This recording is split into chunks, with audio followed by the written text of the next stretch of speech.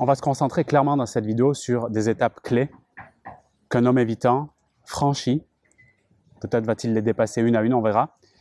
Quand tu commences à couper le lien. Tu es dans une situation où tu es avec cet homme, tu l'as qualifié d'évitant, de fuyant en amour, distant émotionnellement, difficulté de s'engager, mais tu sens aussi une présence, une volonté quelque part de vivre des moments de connexion, mais peut-être éphémères ou en tout cas choisis de sa part. Et à un moment donné, ça t'incombe, tu as l'impression que ça dépasse tes limites ou que tu te suradaptes peut-être par besoin d'amour, s'il y a de l'anxiété amoureuse, ou tout simplement du fait que ça ne correspond pas à ce fonctionnement-là. Et donc, tu mets un stop à la relation. Que ce soit un stop qui est verbalisé ou un stop type no contact, silence radio.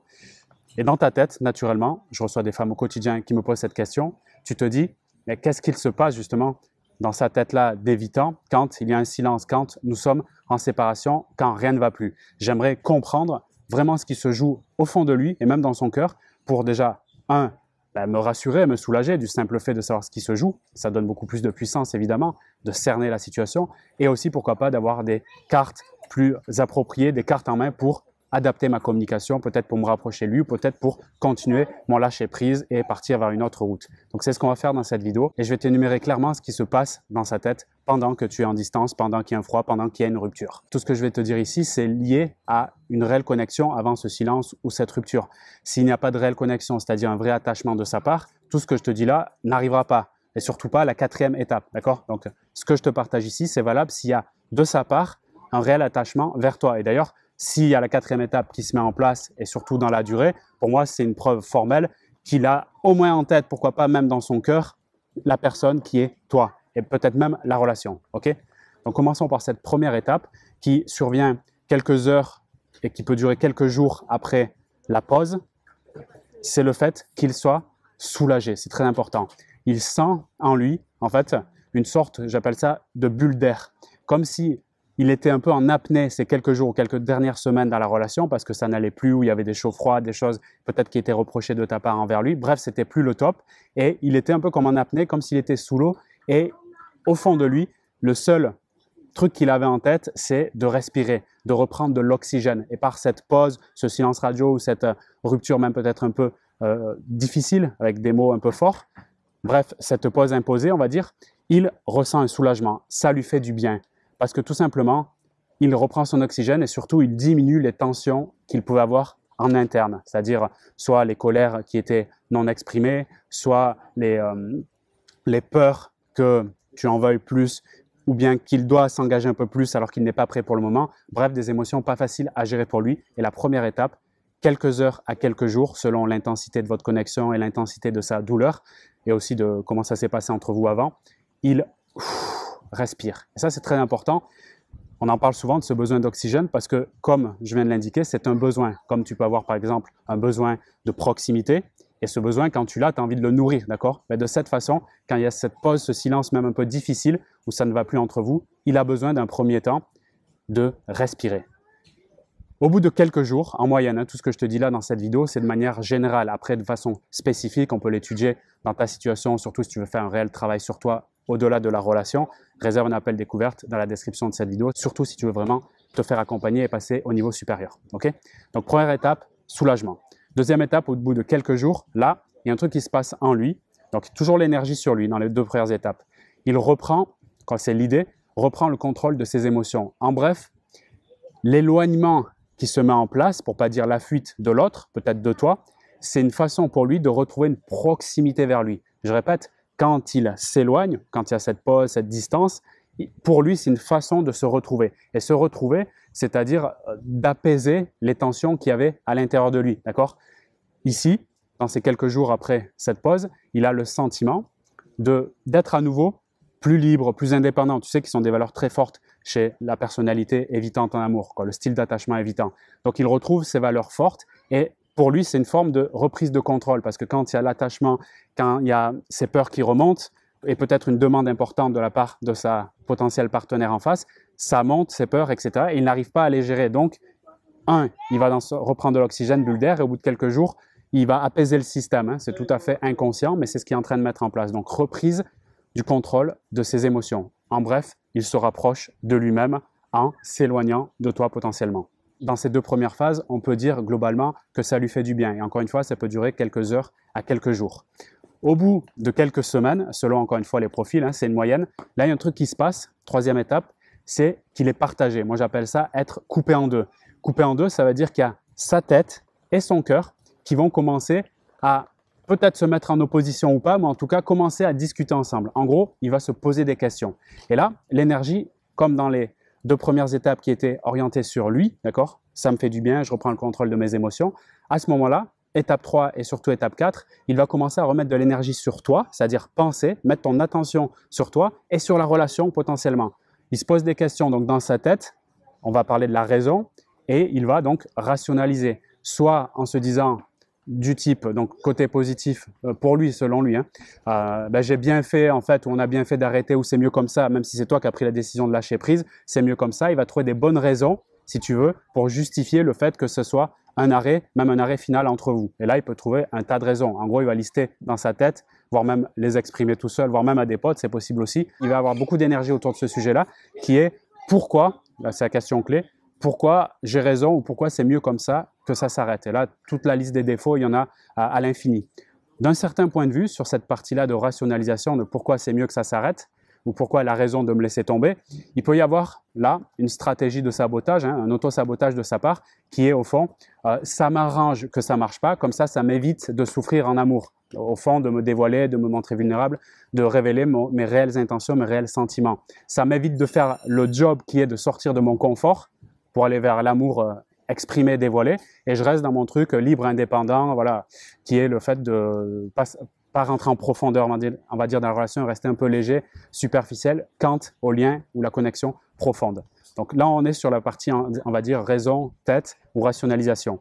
De l'autre côté, ou plus bas, en termes d'énergie, il va toujours penser à toi, à la relation, et là, ça va être au niveau du cœur, donc il va ressentir, en fait, à ce moment-là, je parle encore une fois dans cette vidéo, uniquement s'il y a un réel attachement de sa part. Tu verras ces étapes, notamment l'étape suivante.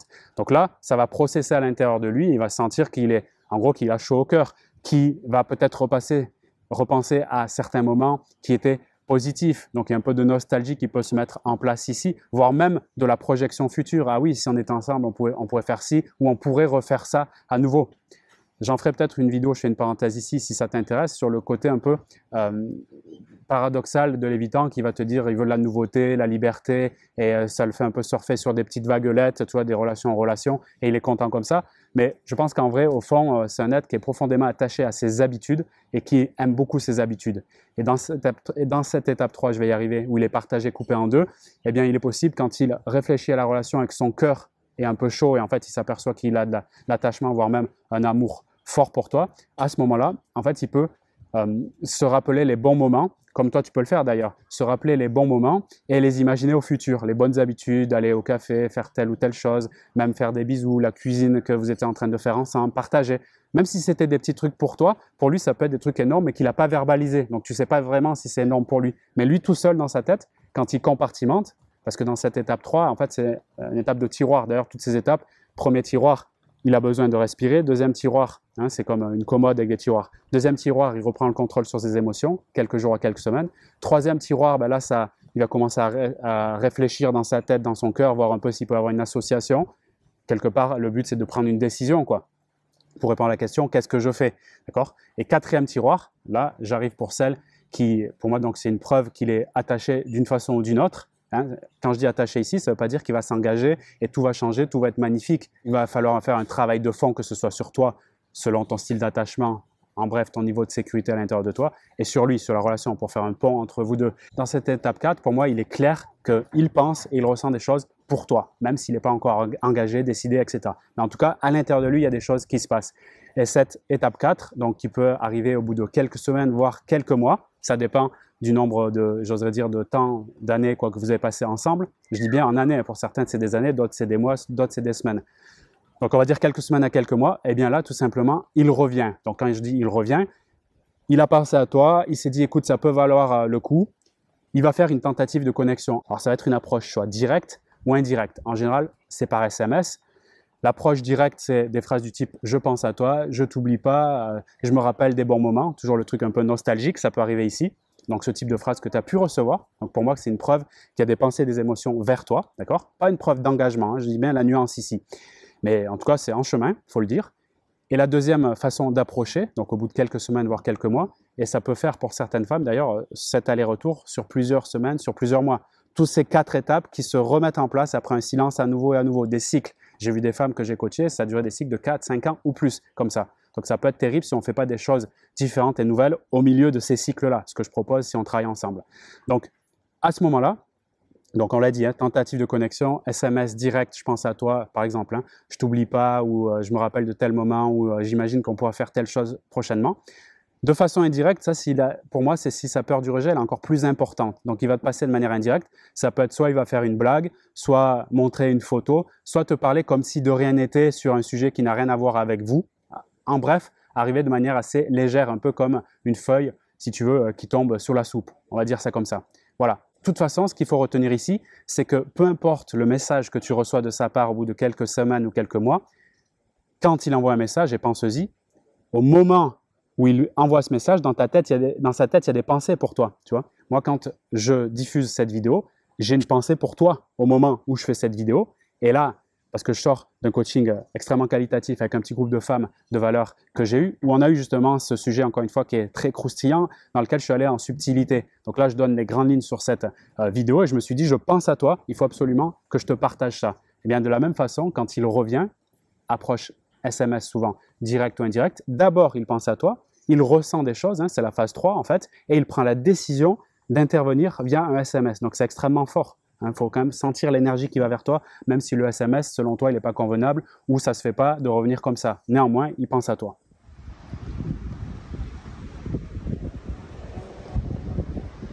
Et après ces 4 étapes que je rappelle une nouvelle fois, la première, c'est qu'il est soulagé, il retrouve de l'air. La deuxième, c'est qu'il reprend le contrôle de ses émotions, quelques jours à quelques semaines.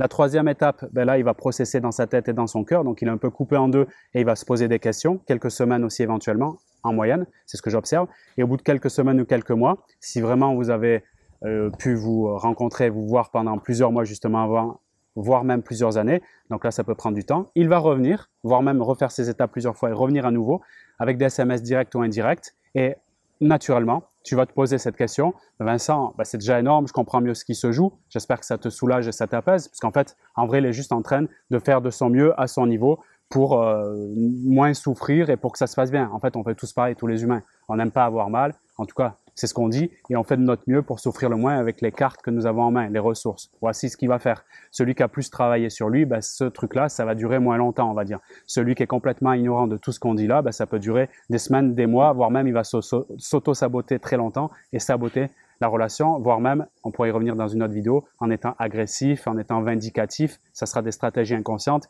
de te t'agacer, voire même de te saouler pour que tu te dises, ce mec, c'est un cassos, c'est un taré, j'en veux pas des gars comme ça dans ma vie. Il peut aller jusqu'à là. Tout ça, c'est une histoire de niveau d'intensité, en fait, de ces activations, on va dire, de ces traumas, ok? Donc, après, tu te dis, les 4 étapes sont passées, qu'est-ce que je fais?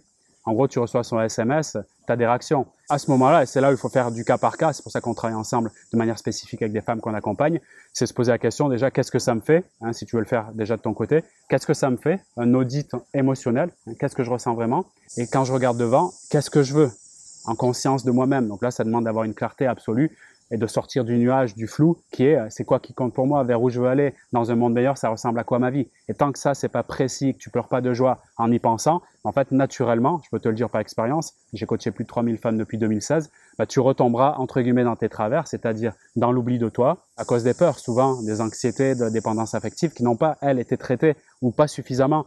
Donc, tu retombes dans tes peurs, bref, tu es activé, et tu vas remettre des comportements qui sont connus par ton système nerveux, schéma d'habitude, qui sont naturellement l'oubli de soi, la suradaptation, la recherche d'approbation. Bref, je vais quémander des miettes d'attention. Petit à petit, je vais me faire grignoter et le schéma va se remettre en place si lui ne travaille pas sur lui et si toi, tu ne travailles pas sur toi ou pas suffisamment. C'est-à-dire que tu n'es pas encore assez apaisé pour de vrai. D'accord? Voilà. Donc, ça, on le traite en particulier si ça t'intéresse. Les liens dans la description de cette vidéo. J'espère que maintenant, tu vois un peu plus clair par rapport à ce qui peut être en train de se jouer dans sa tête au moment de la pause, du silence, etc. Dis-moi-le par un pouce si jamais tu as aimé ça. Si tu veux commenter dans la zone spéciale pour ça, eh bien, n'hésite pas à le faire. je lis tous les messages et ça peut aider aussi les autres femmes qui sont connectées. Et comme tu le sais, tu peux aussi réserver un appel découverte offert si tu veux vraiment te faire accompagner pour travailler en profondeur sur toi avec une méthode structurée, approuvée depuis les années et également travailler sur la relation pour comprendre mieux les dynamiques de celle-ci, les profils de fonctionnement, ça c'est très intéressant, et aussi les méthodes de communication les plus adaptées à ta situation et à celle qui te permettra d'avoir beaucoup plus de bonheur, d'épanouissement en amour. Merci encore pour ton attention. Peu importe où tu es maintenant, je te soutiens et je te dis à très bientôt. Salut!